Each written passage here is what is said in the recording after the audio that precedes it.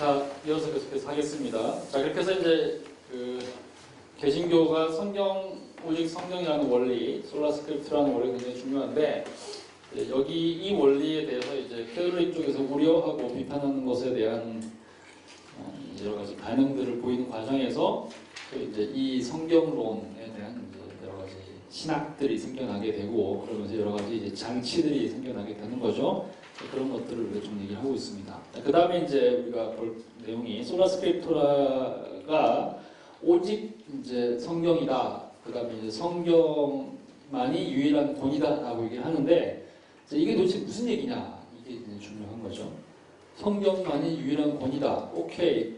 그러니까 그게 기본적으로 로마 캐톨릭에서 말하는 것처럼 성경 위에 또는 성경과 함께 같은 동등한 권위로서, 또는 성경 자체는 아무도 해석을 하기가 아무나 막 하면 안 되니까 성경을 가장 잘 해석해 줄 수 있는 이제 권위자로서의 교황이나 교도권자들이나 신학자들이 필요하다. 근데 거기에 대해서 우리는 반대한다. 이 얘기가 이제 기본적으로 우리 성경이다라는 것까지는 다 동의를 한단 말이죠, 그죠? 근데 조금 더 구체적으로 그렇다면 이 솔라 스크립트라는 개념이 성경 자체에 대해서는 어떻게 적용되느냐라고 얘기할 때, 여기에 대해서 이제 개신교 이 개혁자들이 크게 두 가지 정도의 개념을 이제 여기서 이제 설명을 하고 있어요. 하나는 뭐냐? 소위 이제 성경이 충분하다라고 얘기를 하는 겁니다. 그죠? 성경 하나만으로 충분하다라고 얘기를 하는 거죠. 그러니까 성경이 아닌 다른 것들, 그러니까 성경 플러스 교회의 전통, 성경 플러스 다른 책들, 성경 플러스 다른 어떤 이제 권위자들을 통해서 우리가 구원받는 원리를 알게 되는 것이 아니다라고 얘기하는 거죠. 근데 이 얘기를 이제 왜 하는 거냐면, 로마 캐톨릭을 봤더니 우리가 아까 얘기했던 그 도표에서 보는 것처럼 이 캐톨릭에서는 성경만 가지고 얘기하는 것 같지가 않더라는 거죠. 성경이 아니고 성경 바깥에서 만들어낸 수많은 권위들, 소위 이제 전통들, 성자들, 이런 것들, 성경 바깥에 있는 것들이잖아요. 그러니까 그 안에 그런 것들이 나오긴 하지만 구체적으로 그것을 이제 성경에서 명령하고 있거나 또는 가르치고 있지 않은데 그 많은 것들을 외부에서 가져왔다는 거죠. 그러니까 그런 것 없이 성경만으로도 우리가 구원받는 것에 대한, 또 우리가 살아가는 것에 대한, 아까 얘기했던 그 내용이에요. 우리의 신앙과 실천의 유일한 이제 기준이다라고 했을 때, 우리가 믿는 것이 무엇인가, 우리가 무엇을 믿어야만 하는가, 그리고 우리가 어떻게 그 믿음에 따라서 어떤 행동을 하면서 살아가야 하는가에 대한 모든 원리를 성경이 다 제시해주고 있다. 그러니까 그 안에 모든 것이 다 들어있다고 얘기하는 거죠. 그래서 그것을 뭐라고 해요? 성경의 충족성이라고 얘기합니다. 그러니까 필요 충분 조건이 이미 그 안에 다 있기 때문에 다른 데서 다른 요소를 가져올 필요가 없다라고 얘기하는 거죠. 근데 이것을 이제 39개조, 성공의 39개조가 이제 또 다른 신앙법에서 비슷한 얘기들이 있어요. 근데 이제 성공의 39개조가 가장 대표적으로 이제 이렇게 표현하고 있습니다. 성경에는 구원에 필요한 모든 것이 담겨 있다라고 얘기하는 것이 굉장히 중요한 거고요. 자, 그 다음에 중요한 것이 이제 성경의 명료성입니다. 실제로 이제 두 번째 개념이 이제 실제로 더 중요한 개념이라고 볼 수 있겠죠. 캐톨릭 같은 경우에는 성경의 충족성을 우리랑 어떤 면에서 비슷하게 얘기할 수 했다고 할 수도 있습니다. 무슨 얘기냐면, 성경 이외에서 다른 조건들, 예를 들면 아까 얘기했던 마리아나 성자 개념을 가져오고 뭐 또 면접 이런 것들을 가져온다고 하더라도 이 사람들 입장에서 이것이 다 성경에 나오는 거 아니에요? 성경에서 일종의 힌트를 주고 있는 거 아니냐? 라고 얘기하면 어떤 면에서는 이 사람들도 성경의 충족성을 다 얘기하고 있다고 얘기할 수 있습니다. 그러니까 전통이라든지 아니면 교회의 권위 이런 것들이 성경의 권위에 종속되는 형태로 성경에서 힌트를 주고 암시하고 있는 것들에 대해서 우리가 얘기를 하는 거다라고 얘기하면 이 사람들도 스스로는, 자기네 스스로는 우리도 성경의 충족성을 믿으라고 얘기할 수도 있는 거잖아요. 그죠? 어떤 면에서는 개신교도 그런 것들 때문에 각 교파별로 서로 다른 이야기들 하고 있잖아요. 그렇죠? 그죠? 그런 점에서 이제 어떤 면에서는 이것은 크게 캐톨릭이랑 부딪히는 문제는 아닐 수도 있습니다. 근데 제일 크게 부딪히는 문제는 두 번째 주제죠. 그것이 뭐냐면 성경의 명료성이라는 주제입니다. 여기서 이제 소위 성경을 해석할 수 있는 것이 범위가 도대체 어떤 사람들에게까지 미치느냐, 이것이 결정되는 거거든요. 그러니까 캐톨릭의 입장에서는 성경이 명료하지 않다고 판단하는 거죠. 왜 명료하지 않느냐? 아무나 성경을 그냥 배우지 않은 무식한 사람들이, 공부를 많이 하지 않은 사람들이 읽으면 성경을 제대로 해석하는 것이 아니고 구원을 제대로 얻게 되는 것이 아니고 결국엔 딴소리하게 된다고 생각하는 거죠. 그러니까 성경은 명료하지 않기 때문에 성경을 명료하게 이해할 수 있는 소수의 사람들이 성경을 해석할 권한을 가져야 된다고 얘기하는 것이 이제 캐톨릭이고, 그것이 아니고 성경은 기본적으로 이것이 라틴어로 쓰여지고 라틴어로 번역이 된 상태에서 우리에게 이것이 쉽게 설명될 수 있고 우리의 언어로 이해될 수 있는 도구로서의 소위 번역이라는 것이 이루어지지 않아서 문제지, 만약에 그것이 그 나라 그 당시 그 나라 말로 그 당시 언어로 제대로 번역만 된다면 성경에서 구원 얻는 도리를 누구든지 이해할 수 있다. 심지어 어린아이들도 이해할 수 있다라고 얘기하는 것이 이제 개신교의 가장 중요한 논리라고 얘기할 수 있는 거죠. 그러니까 이 개념이 천주교 입장에서 봤을 때는 급진적이라는 얘기죠. 그리고 너무 위험한 사상이었기 때문에, 그래서 이제 실제로 이제 이것이 이제 문제가 된 사상이었다고 얘기할 수 있습니다. 캐톨릭에서 그렇기 때문에 이것을 금지하는 이제 활동을 벌일 수밖에 없었던 거고요. 자, 기본적으로 이제 두 가지가 이제 개신교의 이제 공통적인 요소입니다. 그런데 문제는 뭐냐면, 개신교 내부에서도 결국에는 봤더니 이 두 가지 원리를 기본적으로 공통으로 제시하는 것은 맞는데, 종교개혁 시기에 이미 종교개혁의 어떤 특정 진영에 있는 사람들이 너무 나갔다라고 생각되는 이제 현상들이 있었잖아요. 그것을 우리가 이제 제세례파라는 이제 한 그룹을 통해서 봤죠, 그죠? 그러다 보니까 결국에는 이렇게 명료성이라는 것이 기본적으로 성경에 담지가 되어 있고 내재되어 있지만 이것을 균형 있게 가이드해 줄 수 있고 또 이제 일종의 이제 바운드를 만들어 줄 수 있는 제한 장치는 그래도 있어야 되겠다라고 생각한 사람들이 이제 소위 주류개혁자들이라고 얘기할 수 있겠죠. 그죠?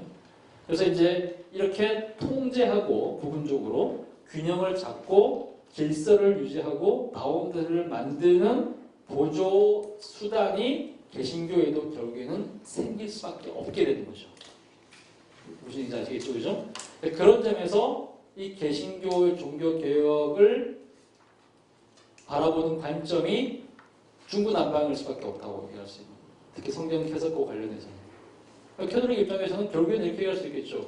야, 니네가 아무나 다 해석할 수 있다고 얘기하지 않았느냐. 근데 아무나 해석하는 거 조금만 지나고 봤더니 다 완전히 박살인 거 니네 경험했지. 그럼 결국엔 니네도 여기다가 어떤 제한 장치를 만들려고 하네. 그러면 결국엔 니네가 종교개혁을 안 하는 거나 마찬가지잖아. 결국 우리한테로 돌아온 거 아니야? 이렇게 얘기를 하는 거죠. 그 다음에 제세례파 입장에서는 결국 니네가 그런 식으로 한다는 얘기는 니네도 결국에는 캐톨릭이랑 똑같은 놈들이야. 이렇게 얘기할 수밖에 없게 되겠죠. 그러니까 이제 이런 것들 때문에 이제 여기서 일종의 이제 끊임없는 이제 해석상의 갈등들이 실제로 1520년대부터 이제 거의 이제 20, 30년 동안 치열하게 이제 벌어지면서 이것을 제어하고 그 다음에 성경에 그러니까 유일하게 솔라 스크립트라라는 원리를 훼손하지 않으면서도 그렇다고 캐톨릭처럼 가지는 않으면서도 또 한편으로는 제세례파처럼 완전히 망가지지 않으면서도 중간에서 이제 이 원리를 지켜낼 수 있는 보조적인 수단들을 만드는 작업들이 이제 일어나는 거죠. 이것이 이제 개신교의 굉장히 중요한 시작 작업이라고 얘기할 수 있습니다.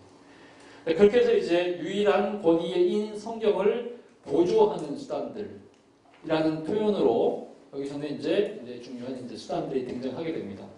자, 근데 여기서 이제 보조하는 수단들, 어시스트 또는 도와준다, 또는 이제 에디셔널이라는 표현을 쓰면 조금 문제가 될 수 있습니다. 추가라는 표현을 쓰게 되면 마치 동등한 권위가 하나 더 있는 것처럼 느낄 수도 있거든요. 그렇게 하는 거 말고 그냥 보조하는 수단, 종속되는 가장 유일한 권위로서의 성령 아래에 종속되는 수단으로서의 이제 원리. 그러니까 이렇게 보는 그림을 그리시면 될 것 같아요. 그러니까 예를 들면 이제 캐톨릭 같은 경우에 캐톨릭이면 권위가 있단 말이죠. 권위가 성경과 또는 이렇게 같이 있다고요. 두 개의 권위. 성경이라는 권위, 그 다음에 전승, 전통, 저희 교회의 전통을 얘기하는 거죠. 교회의 권위자들을 통해서 주어진 전통이라는 것이 어떤 면에서 이제 분등하거나 아니면 이것이 좀 더 크다고 하더라도 어쨌든 두 개의 전통이 같이 있는 것이 이제 캐톨릭의 형태였다 그러면, 그 다음에 제세례파 같은 경우는 오직 성경 딱 하나만 되는 거죠.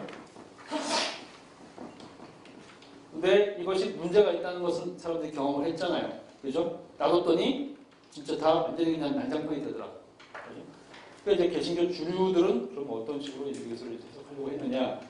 소위 이제 주류 개혁자들인 거죠. 루터파 또는 개혁파 성공에 어떻게 하려고 했느냐?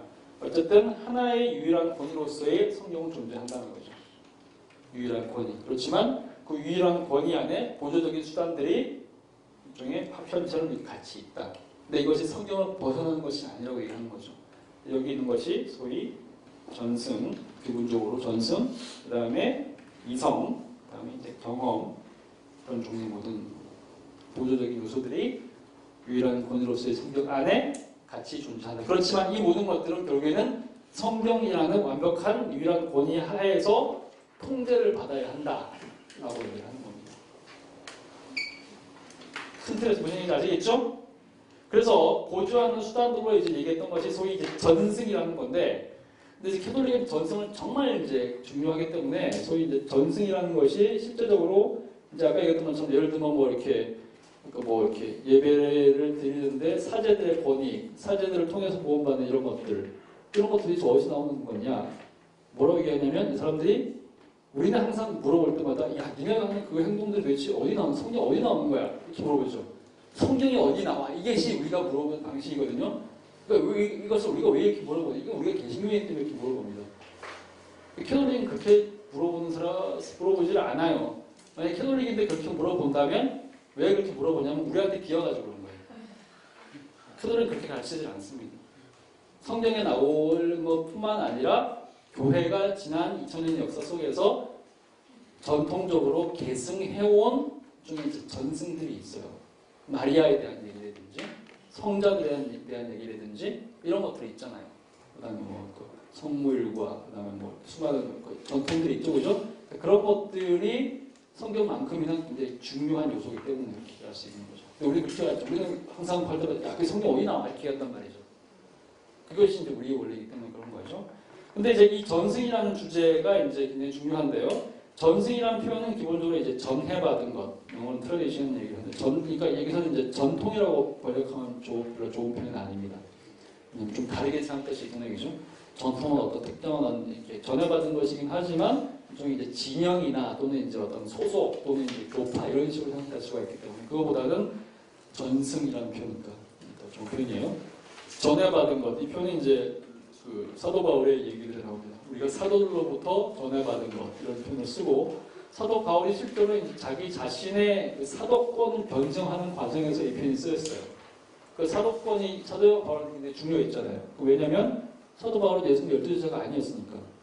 그 사도 바울은 그 사역하는 내내 사람들한테 시달렸던 굉장히 중요한 주제가 너 도대체 뭐냐? 너 어디서 나온 놈이냐? 너 예수님이랑 같이 있었던 사도들 12사도 아니잖아. 그렇다고 해서 그 사도가 아니었을 뿐만 아니라 사도 바깥에 12명 바깥에 있는 또 따로 다녔던 그 무리도 아니잖아. 그잖아요, 그죠? 심지어는 핍박하고 예수님을 죽이려고 했던 거잖아. 또 말하자면 이제 일종의 듣보잡인 거죠. 듣보잡이 갑자기 나타나가지고 예수님의 사도 행세를 하면서 온 교회를 전 세계에 있는 온 교회를 따라다니면서 이제 교회를 다 이렇게 관리한단 말이죠. 그러니까 이 사람들 입장에서 봤을 때 도대체 이 듣보잡이 와가지고 도대체 뭘 하는 거야? 라고 얘기를 하는 거죠. 이게 고린도 후서가 내내 그 얘기거든요. 고린도 전후서가 사도 변증하느라고 이제 사실상 거의 이제 원래 고린도 편지가 4개 정도 있거든요. 4개인데 그 중에 우리한테 전승된 것이 지금 2개가 있습니다. 전서와 후서. 이것이 1번과 3번이에요. 2번과 4번은 우리한테 없습니다. 근데 그 2번과 4번에 대한 내용이 이제 3번 편지, 고린도 후서 안에 이제 그 내용들이 암시가 되어 있죠. 이게 무슨 얘기냐면 결국 그 얘기했던 거죠. 너 도대체 뭐냐? 근데 이제 그때 이제 사도 바울이 하는 얘기가 내가 전해받은 것에 대한 얘기를 하는 거죠. 사도들로부터 내가 들은 것. 베드로로부터 예수님이 실제 제자였던 베드로와 요한과 야고보로부터 내가 배우고 들은 것이 나를 사도로 만드는 굉장히 중요한 요인이라고 얘기를 하거든요. 그러면서 자기 소득을 계속 변증을 한단 말이죠. 거기서 나온 표현이 이제 전승이라는 표현입니다. 전해받은 것. 그래서 캐톨릭뿐만 아니라 개신교인들도 이 전해받은 것이라는 전통, 그러니까 소위 전승이라는 개념을 소위 이제 성경 해석의 원리 안에 적용을 하려고 하는 거죠. 그 왜 그러느냐? 우리의 과거가 갑자기 사도 시대 때, 그러니까 1세기, 2세기 때까지만 있다가 그 이후부터 1000년 동안 교회가 완전히 썩어 문드러져가지고 그냥 완전히 암흑 상태에 빠졌다가 갑자기 2000년 있다가 뻥 튀어나온 게 아니란 말이죠. 그런 식으로 될 수 없잖아요. 그죠? 우리가 중세를 그냥 무조건 암흑에 얘기할 수 없다고 얘기했잖아요. 그죠? 그런 것처럼 지금 이 사람들이 믿고 있는 신학들, 이 사람들이 가르치고 있는 신학들, 이들이 지금 배우고 교회에서 가르친 모든 내용들은 결국에는 전수가 된 거란 말이죠. 근데 캐톨릭과 다른 점은 뭐냐면 캐톨릭은 그 교회라는 틀을 통해 가지고 아주 강력하게 이제 거대한 물줄기가 한 교회라는 이제 그 하나의 기관을 통해서 권위 있는 기관을 통해서 아주 권위 있고 순수하게 전수됐다. 그러니까 이것을 이제 거대하게 이제 캐톨릭이라는 교회 자체에서 이제 그 수원을 찾는다고 얘기하면 개신교인들은 이것이 오염됐다고 판단하는 거죠. 그러니까 징검다리처럼 그 전승을 계승한 소수의 교부들이 있었다. 그러니까 그 사람들을 찾아가는 것이 결국에는 초대교회로 가는 일종의 징검다리 형태의 이제 그 사다리들이 된다고 판단한 겁니다. 징검다리에 있는 수많은 그 돌들이 있죠, 그죠? 그러니까 이제 거대한 일종의 강처럼 흘러오는 것이라기보다는 일종의 숨겨진 물처럼, 일종의 신의 물처럼 거슬러서 올라가는 거죠. 그러니까 거기에 있는 사람들의 이름을 이 뭐냐면 결국에는 이 사람들이 쓴 종교개혁자를 쓴 그 논문들과 그들이 쓴 기독교 강요에 나오는 그 교부들의 이름들이죠. 그죠? 그 교부들 중에서 가장 대표적으로 가장 많이 나오고 철저하게 이제 이 종교개혁자를 의존했던 사람이 누구냐? 그 사람이 바로 아우구스틴이신 거죠. 아우구스틴. 그죠? 사실상 어떤 면에서는 거의 그러니까 모든 제세례파를 제외한 모든 종교개혁자들에게 거의 유일하고 독보적인 전승으로 이제 남아있는 사람이 이제 아우구스틴 스로기였습니다. 물론 다른 신학자들도 이제 많이 언급을 하긴 합니다. 뭐 제롬 히에로니무스라고 얘기하죠. 제롬이라든지 뭐 키프리안이라든지 터툴리안, 뭐 심지어 오리겐, 그다음에 칼빈 같은 경우는 설교 신학보다는 이제 설교라는 그런 원리에서는 이제 크리스토스톰 같은 사람 굉장히 많이 인용을 하긴 하는데 신학 자체로만 본다면 이제 이 모든 사람들에게 일종의 근원으로 돌아가자. 아드폰테스 얘기했을 때 그냥 무작정 성경으로 돌아가자고 얘기한 건 아니었어요. 왜냐하면 무작정 성경으로 돌아갈 수 없다고 판단했거든요. 왜냐하면 무작정 성경으로 돌아가가지고 1세기, 2세기로 돌아간다.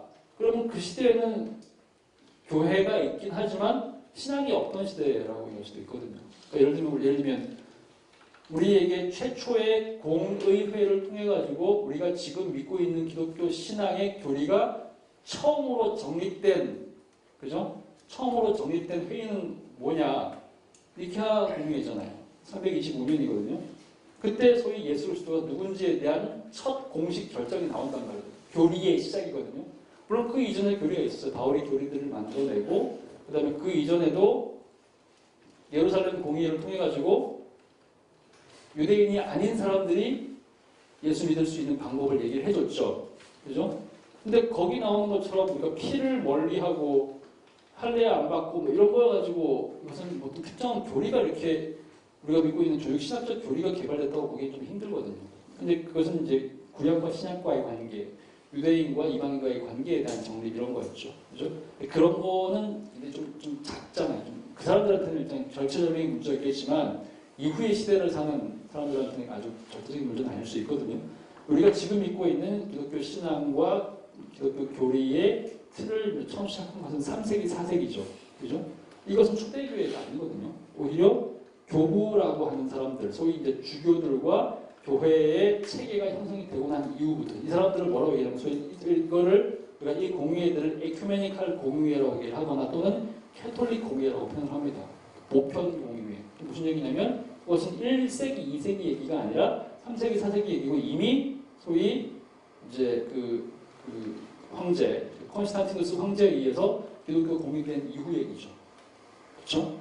그러니까 이 주류 종교개혁자들한테는 콘스탄티누스가 중요해요. 제세례파들은 이것을 거부했죠. 반복적으로 얘기했었죠. 그죠? 왜 거부했습니까? 콘스탄티누스가 기독교를 공립한 것이 교회의 타락이라고 봤단 말이죠. 순수한 교회 신앙이 붕괴되고 체계 이런 걸 만든다고 조직을 만든다고 하면서 사실은 교회가 정치에 넘어가가지고 부패한 시기. 그러니까 그것을 거부하죠. 그러니까 이 사람들은 진짜 말 그대로 어거스틴 이전으로 그 다음에 기독교 공인 이전으로 소위 교리의 성립 이전 시대로 돌아가자고 하는 것이 제세례파죠. 그러니까 이 사람들은 당연히 교리를 별로 안 중요하게 생각할 수밖에 없어요. 왜냐하면 교리가 성립된 것이 내 정치적 결과였다고 판단했기 때문에. 그죠? 근데 켈빈이나 루터 같은 주중력들은 그렇게 보지는 않았죠. 우리가 교리라는 것을 형성하고 그 신학을 만들어내는 틀은 굉장히 중요한 하나님의 섭리가 그 안에 있었다라고 판단을 하고, 그런 점에서 사람들이 소위 크리스텐덤이라고 하는 그 체계 하에서 기독교 신앙이 형성되고 그 조직과 질서를 갖추게 된 것이 오히려 초대교회만큼이나 어떤 그것들은 그보다 더 중요하게 교회를 위해서 의미 있고 중요한 사건이었다고 판단을 했다는 거죠. 그런 점에서 아드폰테스라는 개념, 근원으로 돌아가자라고 했을 때 그 근원이라고 하는 내용을 제 세례파가 생각하는 거하고 주를 주는 기업자가 생각하는 것이 달랐다고 생각할 수 있습니다. 그 폰테스라고